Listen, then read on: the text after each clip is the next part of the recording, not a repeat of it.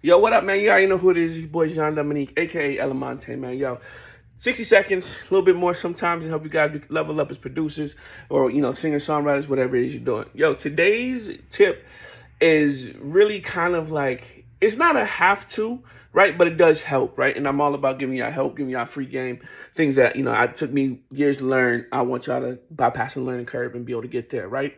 So we're talking visual EQs versus EQs with knobs. And yes, we already know with just knobs. And yes, those are not the technical terms for them, but I like to talk in layman's terms so that everybody can understand and know exactly what I'm talking about. I don't like to get all into the mumbo jumbo and the technical stuff and lose people, right? This channel's not for that. So what I'm saying is we got a EQ like the Fab Filter, Pro Q3. That's more of a visual EQ where you can see the bands and the dips and everything else. And then you got like a Neve EQ where it's just knobs, Is one better than the other?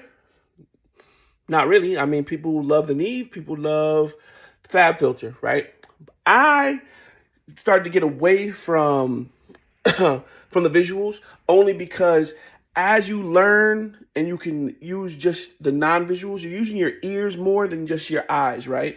So you might look at something and because you see a lot of buildup in the visual EQ, you're like, oh, I got to turn that down, right? But that might not be what that song calls for or what that, particular instrument needs.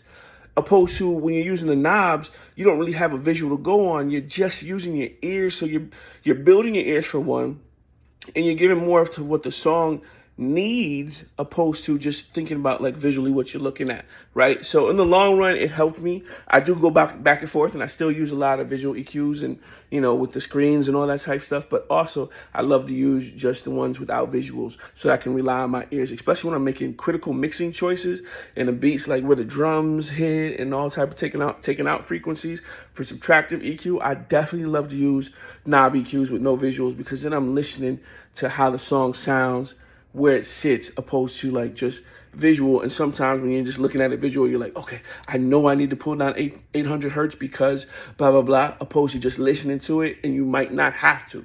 So that's just a tip, to keep y'all going, I'm always here. I want to see y'all win. You already know who it is, man. Like, comment, subscribe, do what you got to do, but do something, you feel me?